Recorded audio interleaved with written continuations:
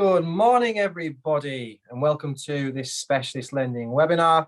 Morning, gents. How are we doing? Morning, Dan. Morning, John. So, first and foremost, thank you all for coming on today. If you're joining on the back of coming on to the first one, so thank you very much to following on to the second episode. I'm Dan Morris, Key Account Director at Crystal Specialist Finance. I've got two fantastic guests with me again today. So we've got Roger Morris, Group Distribution Director from One Savings Bank, and we've also got John McCaffrey from Alexander and Co.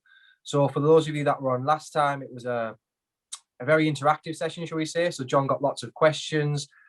We're going to keep the format exactly the same for this one, because again, the feedback was brilliant. There's no, I suppose, script, no set agenda. We're literally going to be having a conversation around the stamp duty holiday.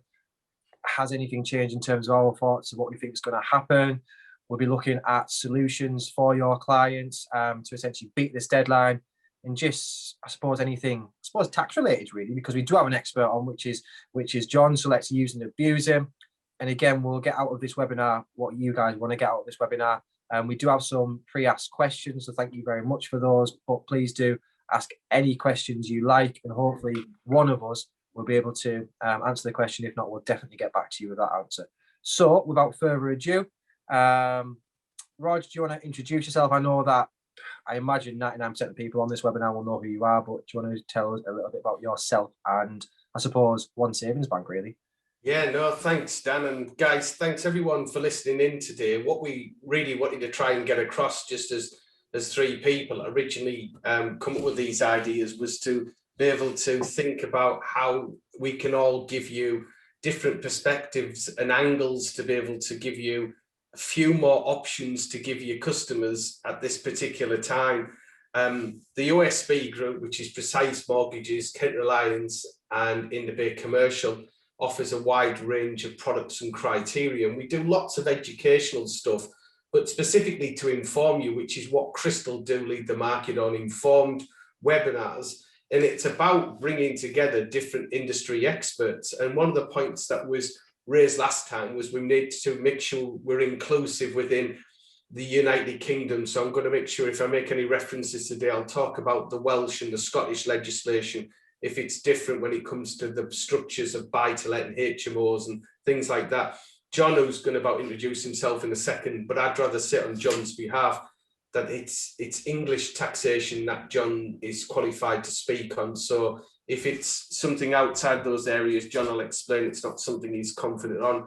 But really, guys, if you've got any questions out there that you've got burning in your mind, if you've been on one of my webinars, or you've got a real tax burdening question, really, as Dan said, use and abuse John, because what he's able to, his knowledge and experience, I just think is really incredible.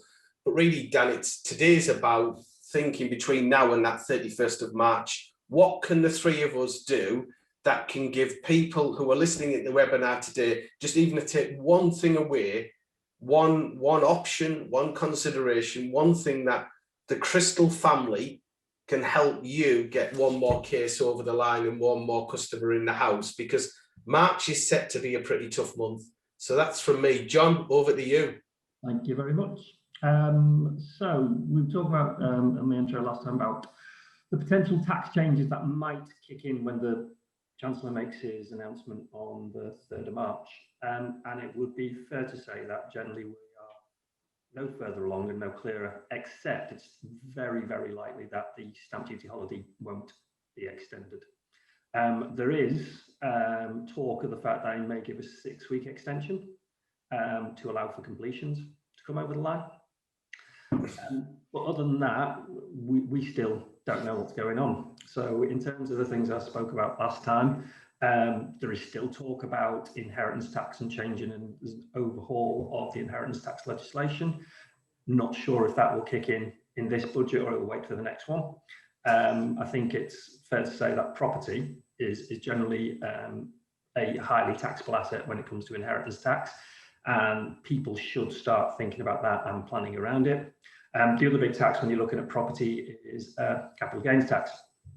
Just to repeat what I said last time, there is a lot of speculation as to whether the rates will go up.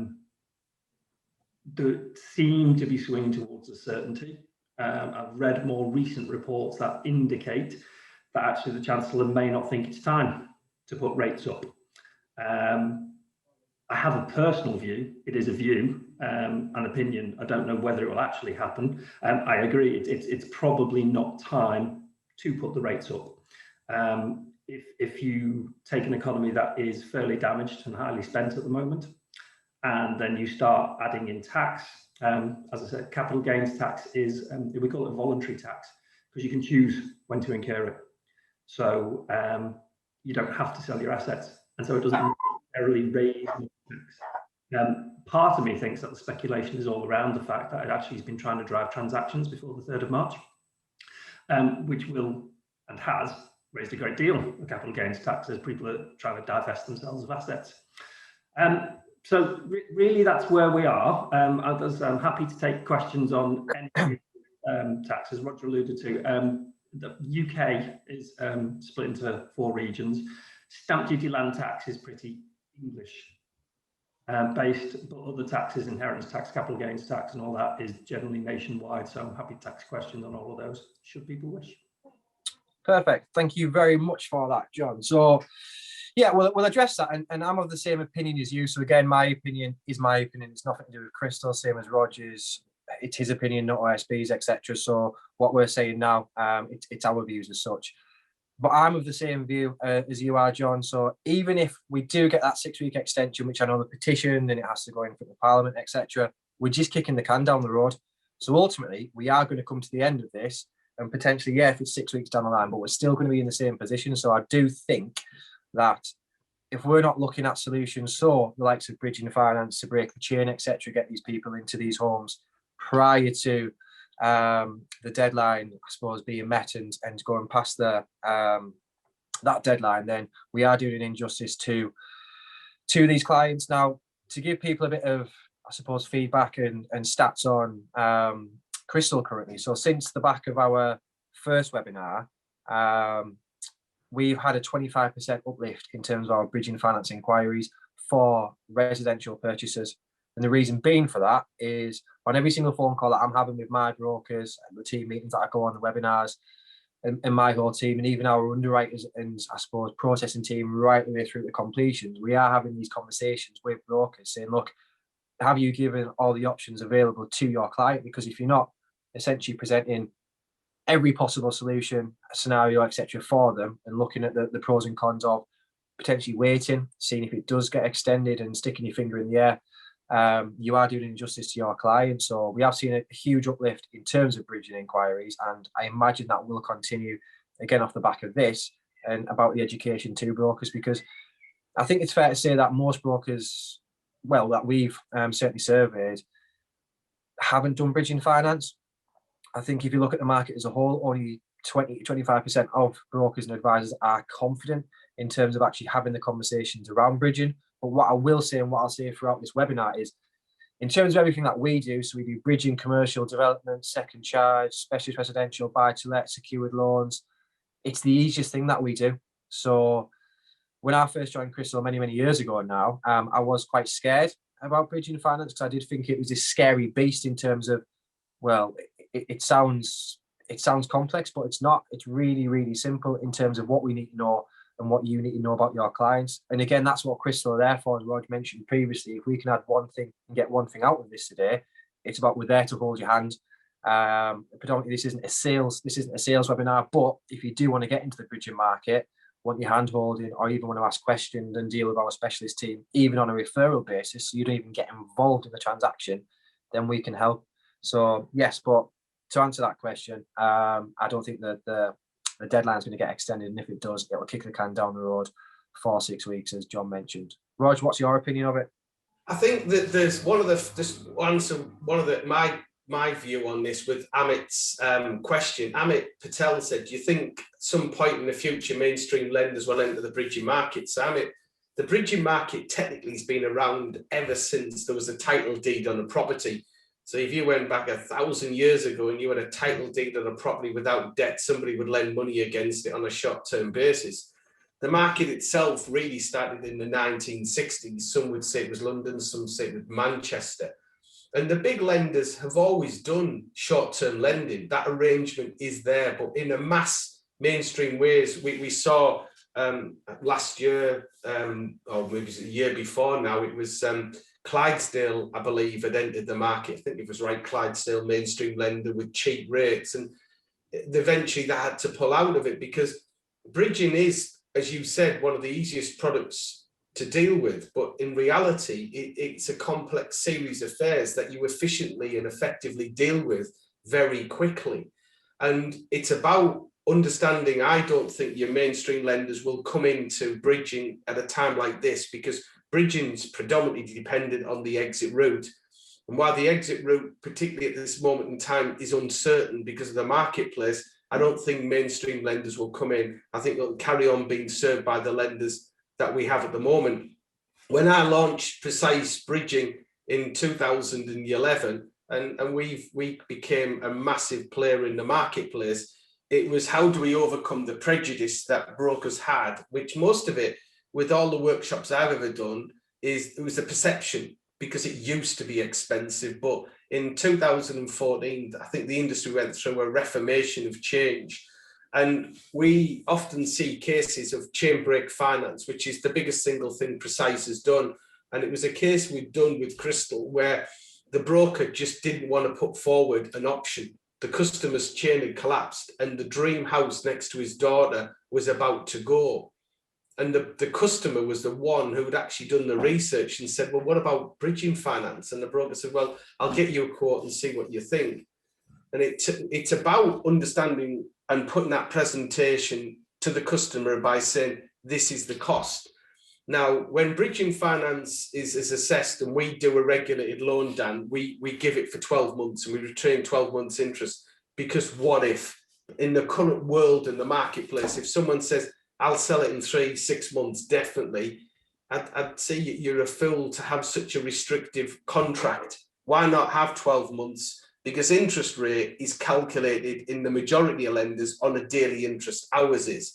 So if you have any unused interest, if you have 8 months, 3 weeks and 2 days unused interest, that's what you'll get back. Yeah. The next bit was to work out the option. So this guy I won't release any names or details, but hypothetically, this individual bought this property around the early 1970s for about £30,000 and was selling it for £500,000. So they built up an awful lot of equity. The house we're buying was emotional. It was next to the daughter. His wife had really passed away. The chain had collapsed, but the estate agents had about another 7 people waiting to buy this property. So the belief was that this property will go and it will complete within 3 months. The stamp duty deadline wasn't their biggest focus. The stamp duty was neither here nor there. It was the property that they wanted because of the recent personal situation. So by getting a quote and working out what the interest would cost for a month, 3 months, 6 months, 9 months, and 12 months, you could then work out approximately what you think it was going to cost. And for the interest for 3 months, it was going to cost this customer about £3,000. Now, £3,000 when you've made a profit of about £460,000, and you got the chance of a property that was actually believed had gone up in value, Dan, since they'd made the original offer and didn't want to lose to the customer. It was something that they wanted to have the choice to reject or accept. So I do think it should be just the fact of, here's an option, have a look, I'll explain it to you, and let a customer make an informed decision, because that customer didn't feel that short-term funding was expensive, is really what I would say. But if you don't give the customers the option, then you won't really know what's going in that position. I mean, Dan, you've seen a big rise in that short-term lending demand. Do you get feedback when brokers get the quote going, this is cheaper than I expected or more expensive? What's the feedback you get? Yeah, I think it's quite funny in a way, because I know we've had this conversation before, but a lot of our brokers feedback. So we don't sell it as bridging finance, because again, bridging finance, it's got that stigma that it is expensive. There's these cowboy lenders out there, and ultimately it's your last resort. You don't want bridging unless there's no other solution as such. Whereas if we wrap it up now in terms of not so much selling it, but suggesting it as a short-term solution, then everyone goes, God, short-term lending, it's so cheap, isn't it? It really is so cheap. Yeah. But it's bridging under a different name. But yeah, no, everyone says now, oh, bloody hell, I thought we'd be looking at maybe 1.5% per month. Which, yeah, you still do get them rates. But if you look at the likes of your interest rates and a lot of the other leading bridging lenders, then it's, you know, it's almost, what, 0.5% as such for a lot of your deals. I mean, you've got a really, really good headline rate in terms of what you offer.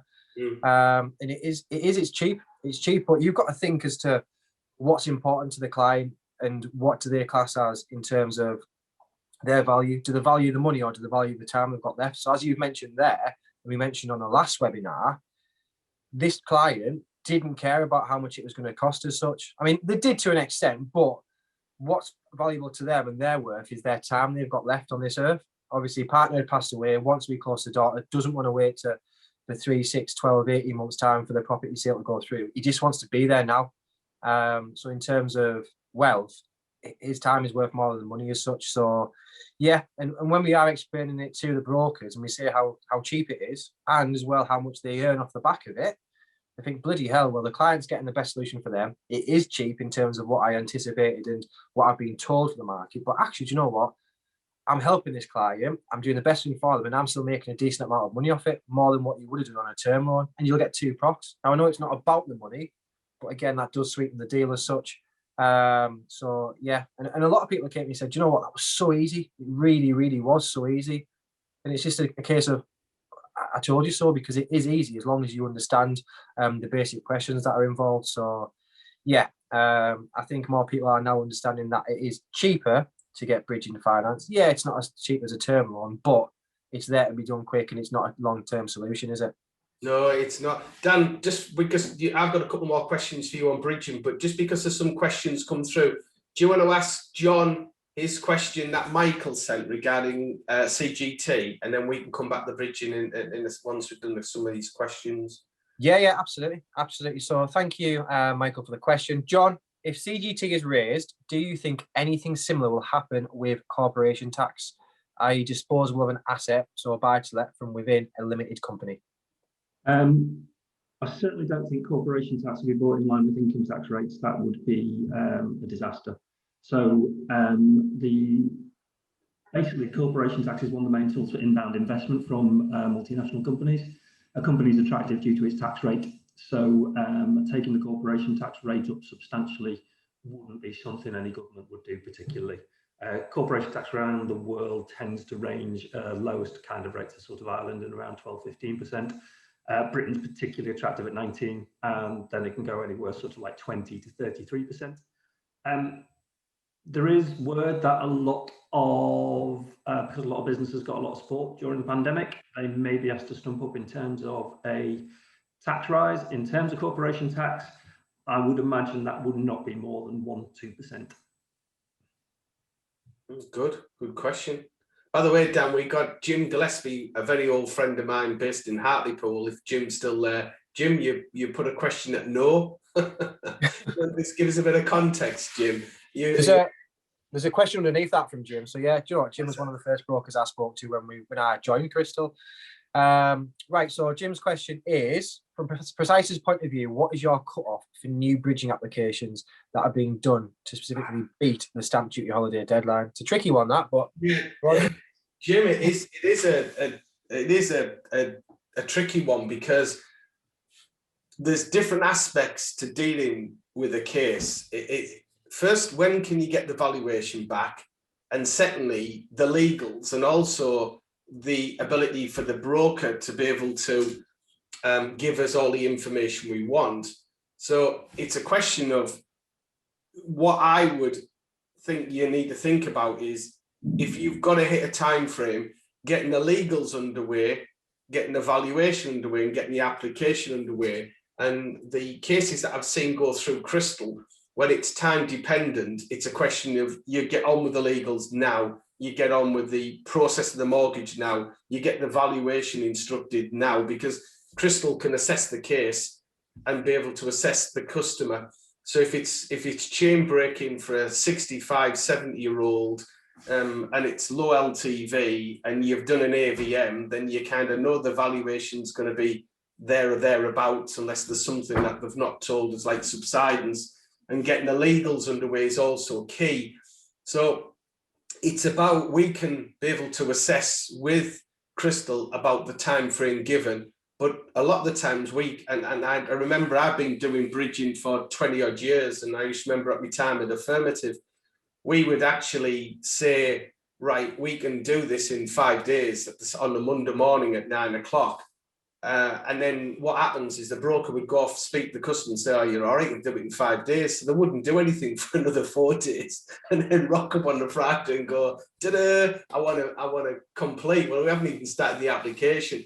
So it's a question of everyone coming together and being realistic about the time frame that we need to get through to be able to make things happen. So the last day we're accepting certificate of titles is going to be March the 26th when it comes to Precise. So it's about really making sure at what position we can get the legals in. The offer process it can be relatively quickly. It's the legal process with the searches which create the issue. And just tying into that, Gerald Bass, Gerald asked, why do solicitors on bridging so expensive, and ask so many more questions? Gerald, what I would say to you is, did you use dual representation? And just to be clear on that, with Precise Mortgages, if you use one of our 4 lawyers for dual legal, that lawyer can act for Precise and it can act for the customer. That's no difference than saying you were buying a street house in Barnsley with any normal residential lender. You'd only have 1 lawyer.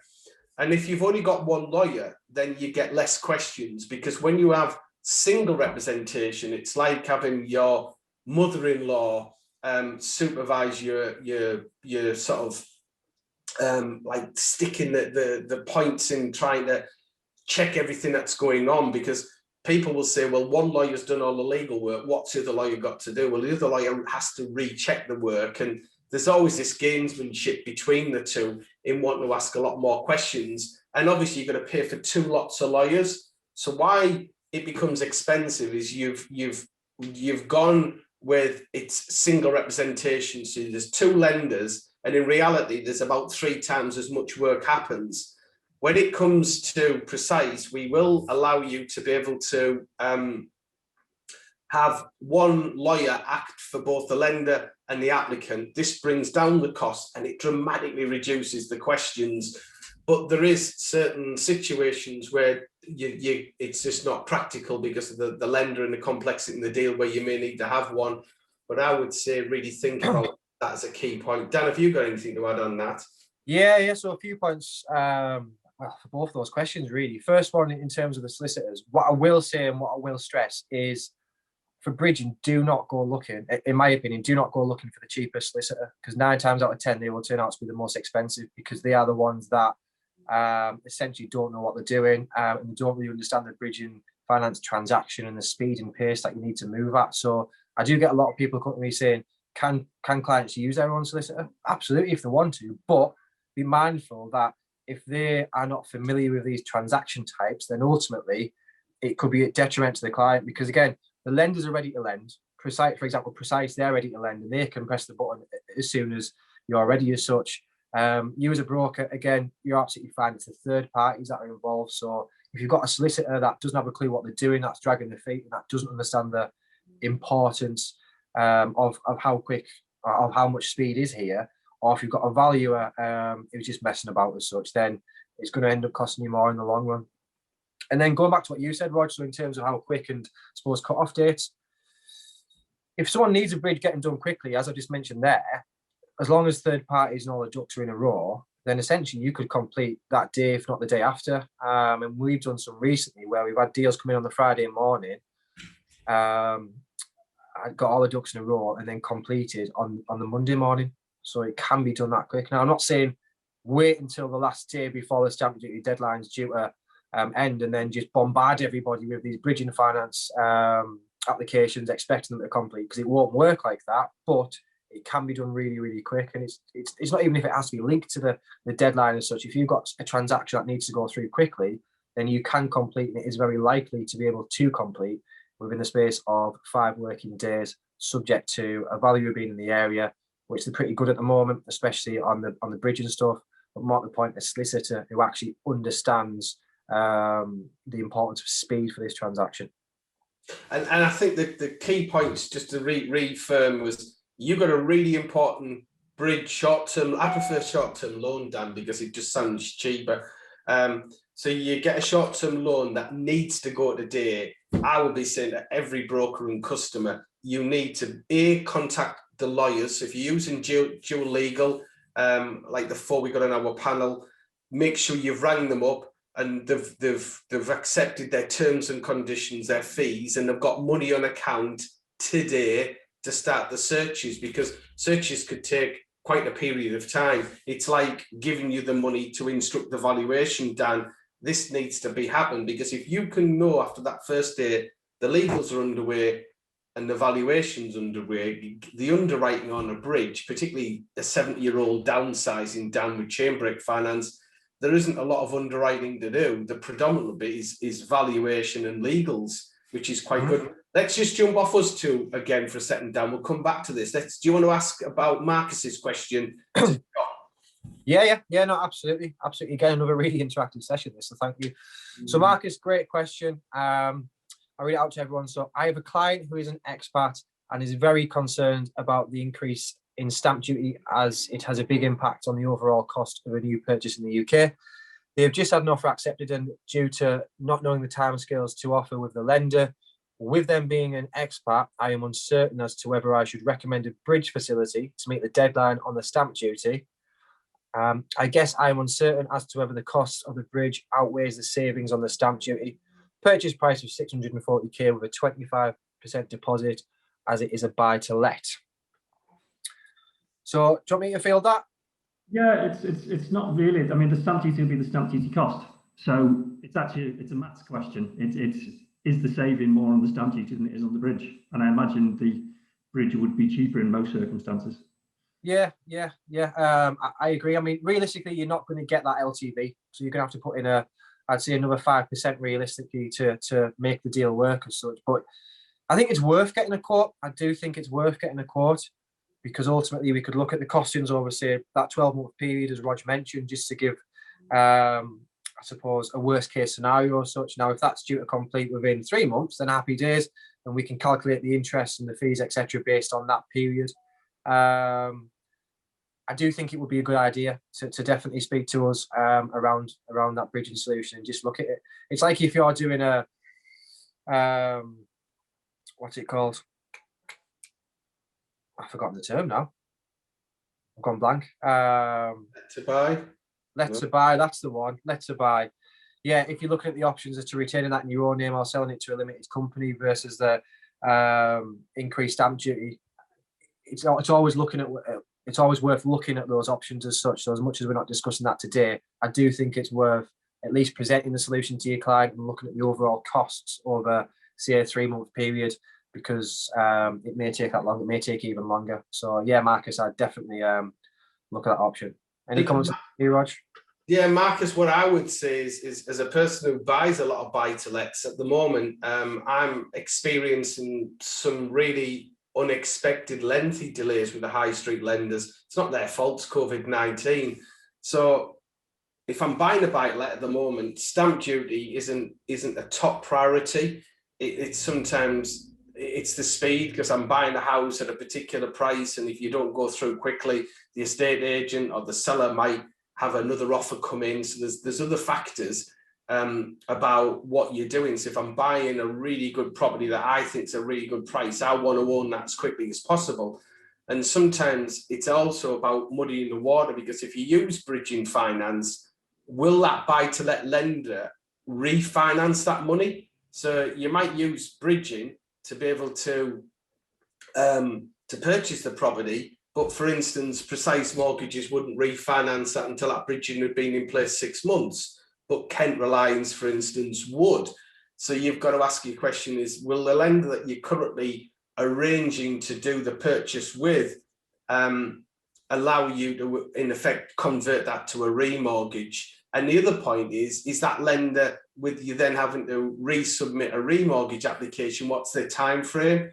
Because that and the legal process, even though the legals have been done, I'm finding can take weeks and weeks. I know Dan's on with a number of different buy-to-let transactions, and it's just not as straightforward. So you could end up burning a significant amount of money by using bridging, which is it's certainly the point of doing it to save stamp duty would weigh it out. So it's like Dan is, you've really got to work out the math, but you've also got to ask that lender whether or not they would be happy that you use bridging finance as that short-term solution, and also the money laundering when it comes. Got another question, is this one for John, Dan? Looks like it, yeah. I can see SDLT, so I'm not answering it. Right, again, thank you, Michael. So, John, one for you. Taking into account the assumption that the stamp duty holiday will not be meaningfully extended, plus the overall economy, pandemic impacts, so government support restrictions, business challenges, etc., plus ongoing impact of Brexit, does the panel, okay, here's one for me as well then, does the panel have a view on the economy and the housing market moving forward? That is a really good question. Yes. There's 2 points of view you can take. One, the country has spent a vast amount of money on the pandemic, and that money will need to be recovered from somewhere, and that will be done through taxes. There's 2 schools of thought on tax. One is that if you need to raise more money, you raise tax. It's quite a traditional view, and it's a view that governments had the austerity view back in 2008. That was the view taken. And some say it worked, some say it didn't. There's another view in that, and there's a view the Americans tend to take, and it does actually work in this kind of circumstance, is that you grow your way out of debt. So if you're looking at taxes, 70% of all tax raised comes from PAYE and national insurance. Another good 15, 20% comes from VAT. So actually, in order for taxes to be raised, you need to increase employment, you need to increase spending, and actually, so by taxes raised, I meant the volume of tax coming in, not the rates. If you raise the rates, that contracts because people have less money. So actually, in terms of the economy and Brexit and being more forward-focusing and fast-moving, it may be that actually we keep the tax rates down to grow a bigger economy in order to, and by having a bigger economy, you get more tax revenues in. I do think, because it is politically motivated, that some taxes around the edges that affect, probably disproportionately affect people in property, but affect the wealthier people, things like inheritance tax. I think there will be a bit of tinkering with capital gains tax at some point, possibly corporation tax as well, because they will need to raise some funds. But generally, I'm not, could be dead wrong, but generally I'm not expecting a lot of tax raises. Yeah, no, brilliant. Thanks for that, John. In terms of my views, before Rog jumps in, because he was about to there, I saw that you took your breath and you're about to make your encore.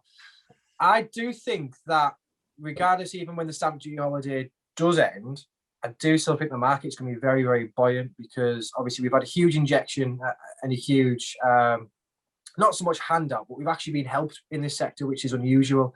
With obviously the stamp duty holiday, but I think from April, I think everyone should and will be focusing on the 5-year fixed rate buy-to-let mortgages that we did back in 2016, when the changes were brought in for the stamp duty. And I also think as well, when, I suppose there's 2 sides, it's a double-edged sword really. When furlough ends, yes, there's going to be a lot of unemployed, but when people are actually back working and receiving that income from their employer, I think they'll then look at actually doing their property transactions.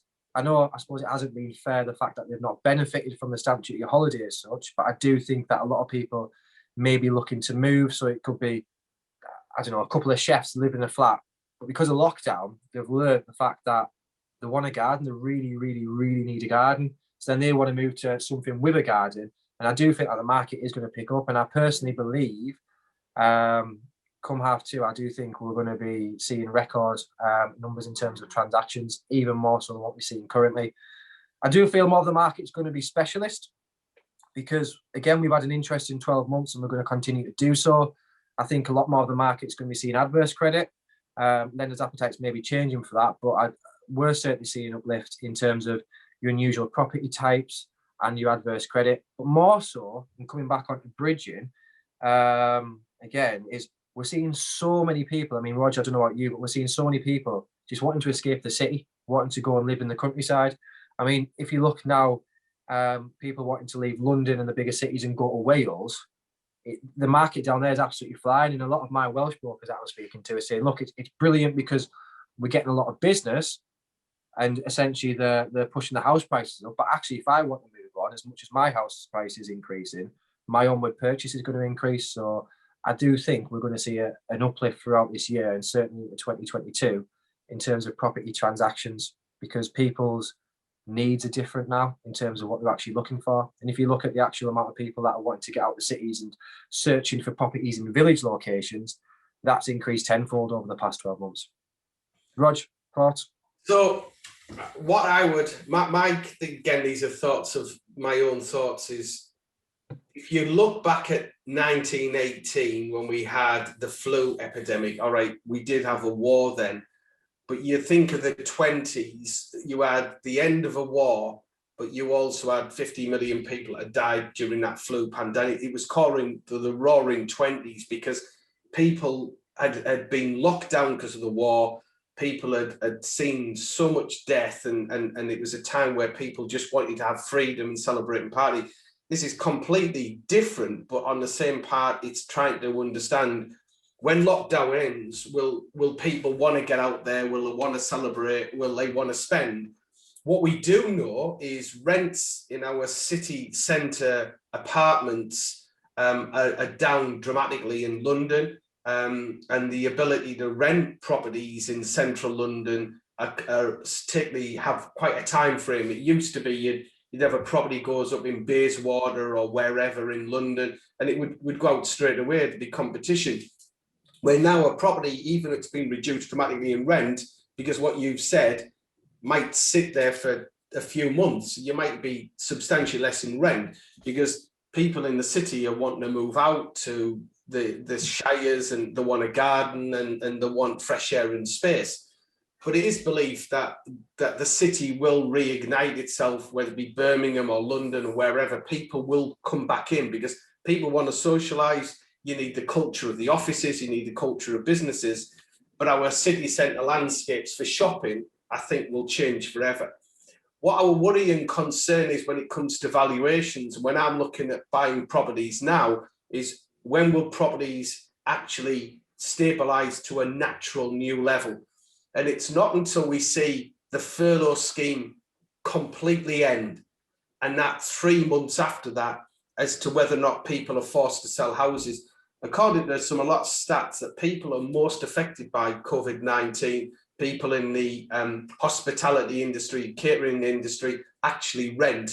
Now, those people, if they were looking to be able to find properties to actually buy, they'll need to be in the job 6-12 months before lenders may feel that industry has got enough confidence to be able to secure a mortgage. So those people may be having to rent much longer than what they originally thought about because of the way high street lenders will come.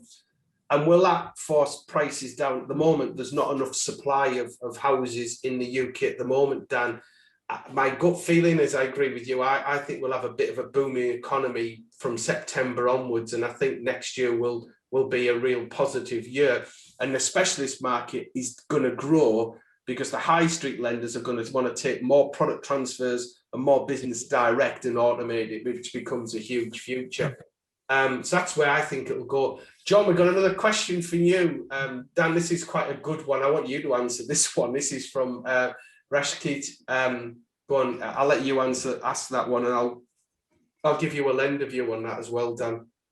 Okay, so yeah, again, I suppose good question. It's case related. So I have a client who wants to transfer property from personal name, which is the wife's name, to his limited company and business partner below market value. Is that something acceptable to any of you?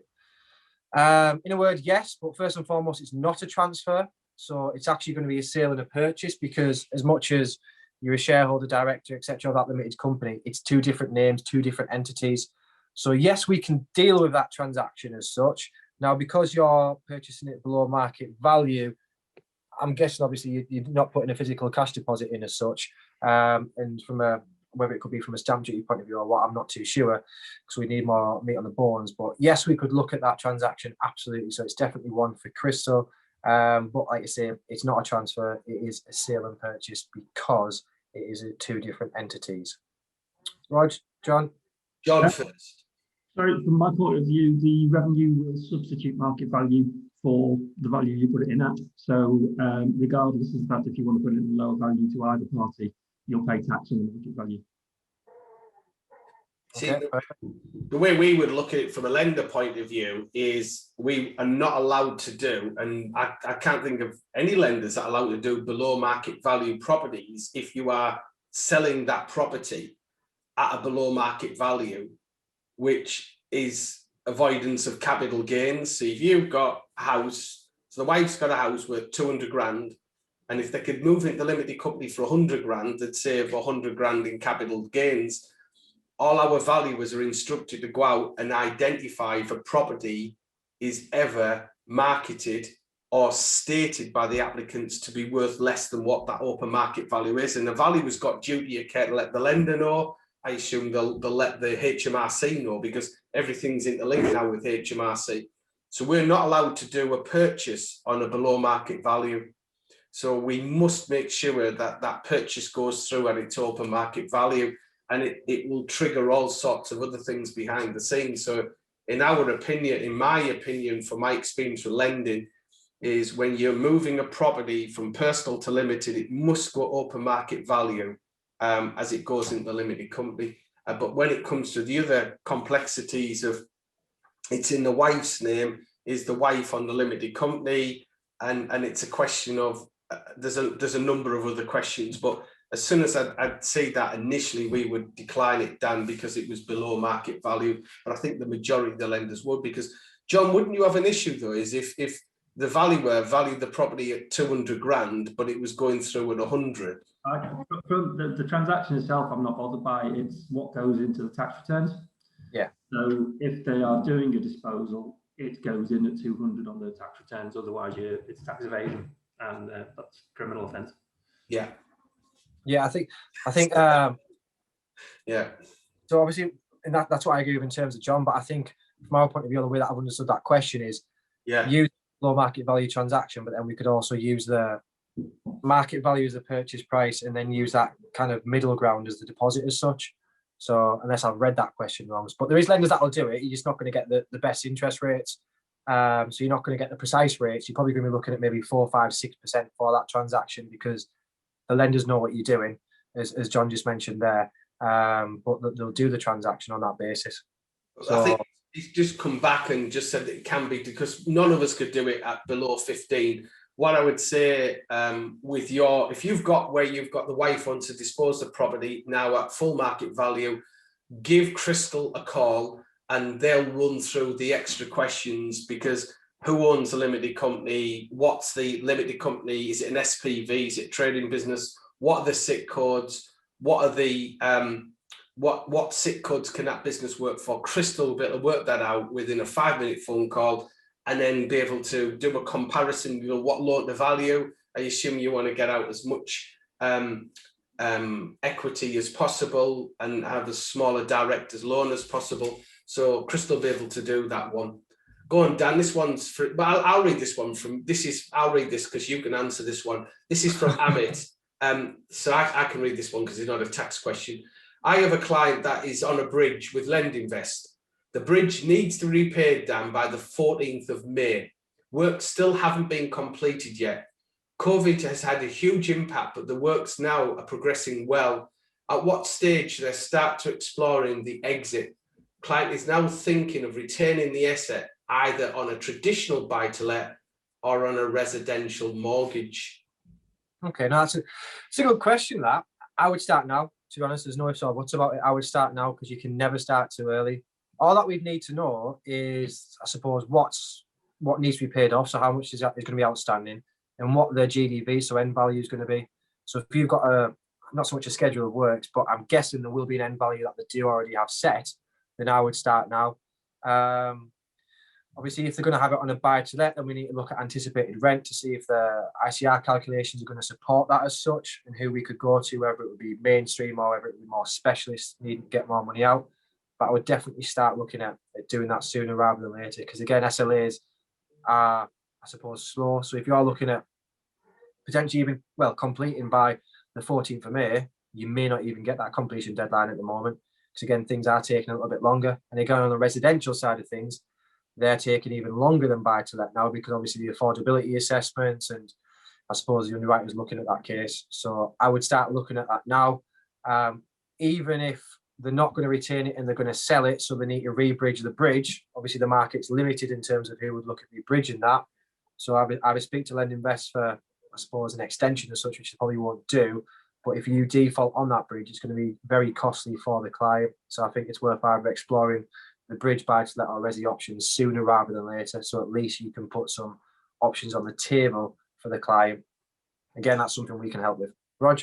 One of the things to think about, Amit, is when a property is being bought and it's being developed out on short-term lending, the lenders want to understand what the exit was. So the exit sale, which I assume because of COVID-19, because this is dragged on, that was the proposed exit was sale. So if it's being marketed, which sometimes there can be with artists' impression that the property was up for sale, and then you change your mind to go to buy-to-let, lenders assume that the reason you didn't sell it is because you couldn't. So buy-to-let is just a slightly more expensive version of short-term lending.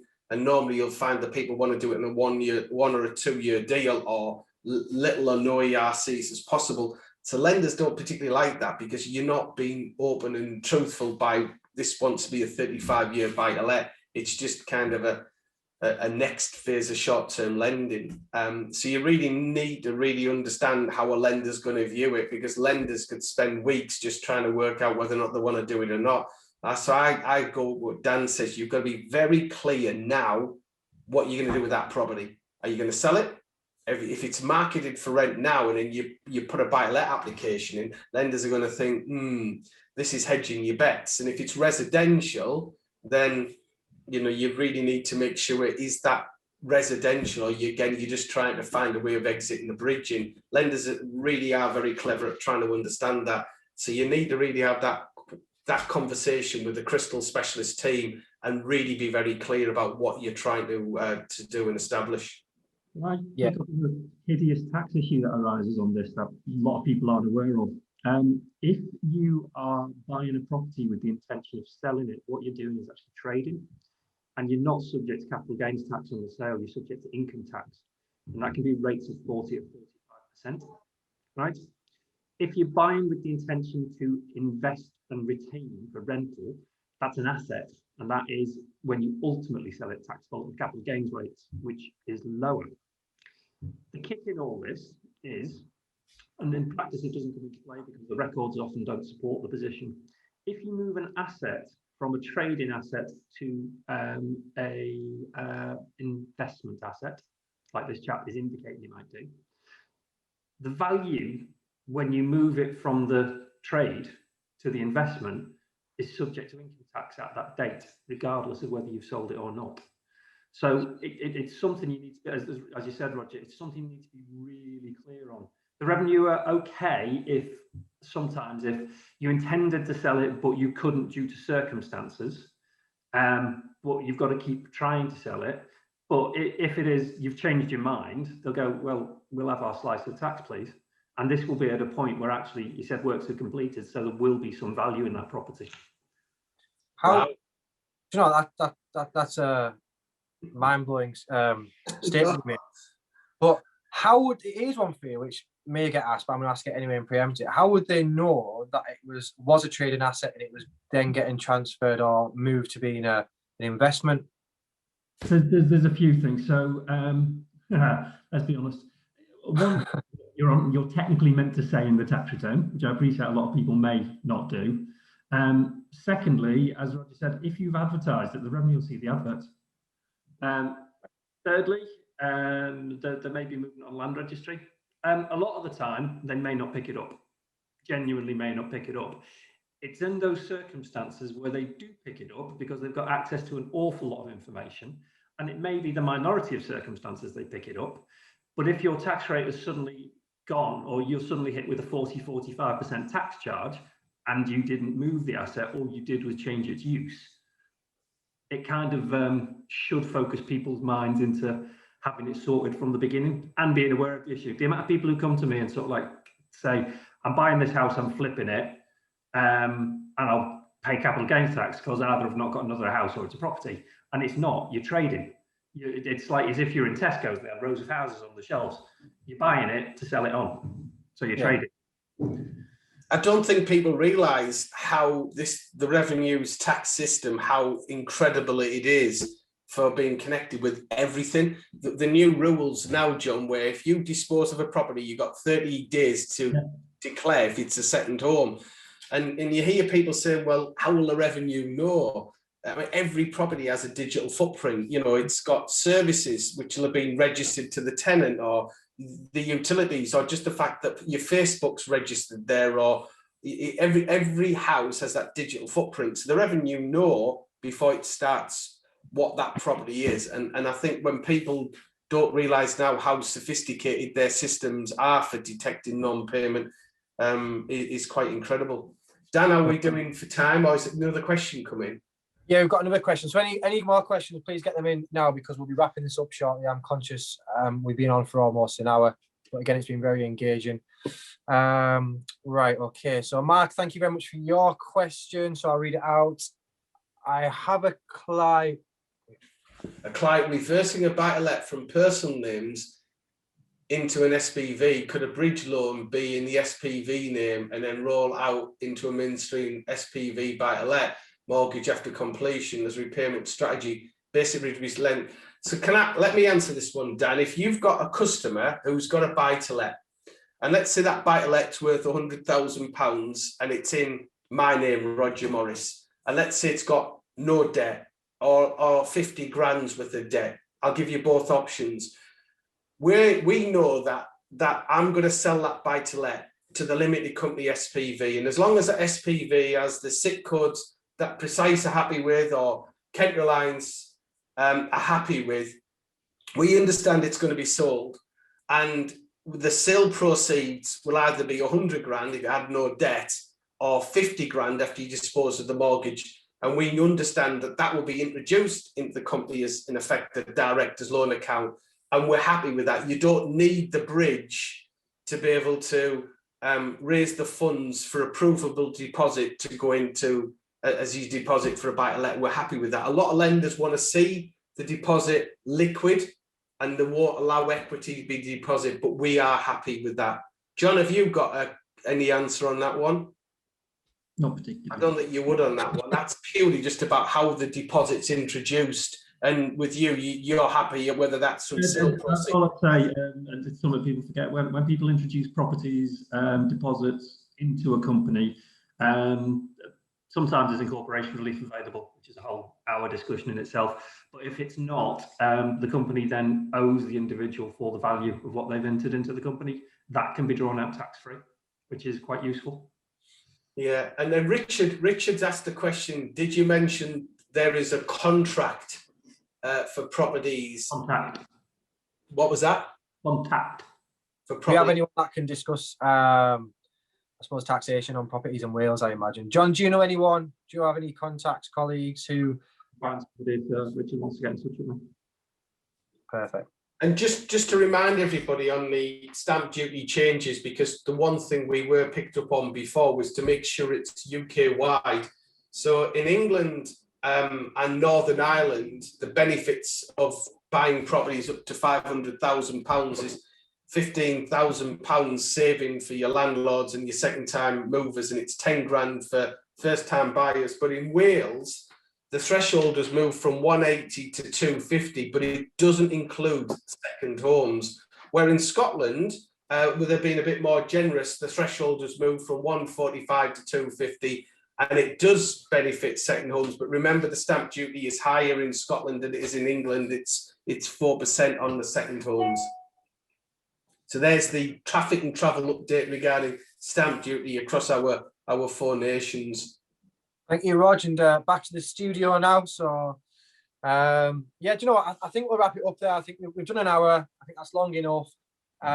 Again, do you know what? Very, very interactive session. So thank you very much for everyone's questions and feedback. So thank you very much for everyone saying now. Fabulous webinar. We will be doing this again. So I'm going to preempt that and just tell you guys you're coming on this again, because again, the amount of people coming on, the amount of questions, the interaction, it's far better than any other webinars that we all do combined as such. So yeah, again, hopefully you found the style, the flow, the fact that there was no agenda, we just freestyled with you, useful. And again, we answered all of your questions. What I will say is, once this webinar stops, we will be sending out your unstructured CPD certificates along with John's contact details. Obviously, you've got our contact details anyway. If you do have any questions, reply back to that email or give us a call or an email direct. But yeah, I think from myself, thank you very much to both Roger and John for coming on today and giving your insight, advice and guidance into the market. But more importantly, thank you everyone for coming on, taking an hour out of your day. Hopefully you found it useful. Any bridging questions, scenarios, cases, whatever you'd like myself to look at via Precise. What I haven't mentioned is we will pay you more using us as opposed to going direct through Precise. More importantly, we do get exclusive and enhanced procs from a lot of lenders in the marketplace.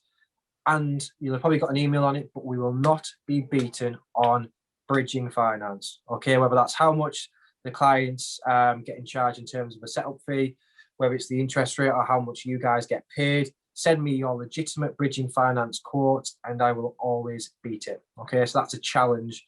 So please, hopefully it is challenge accepted. That's it from me. Guys, if you want to say your final goodbyes, and then that's it, we'll wrap it up. John? I'm all good. Thank you very much. As I say, anybody who's got any tax questions, wishes to follow up, my contact details will be circulated. I would be delighted to speak with you.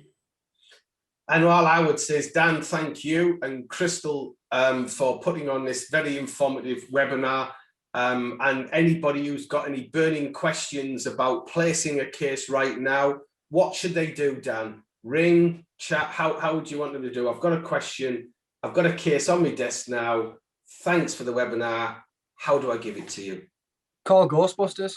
No, you can you can do it via our website, so crystalsf.com. You can drop me an email personally, give me a call personally. Dave will share my contact details on the back of the email we send out on this.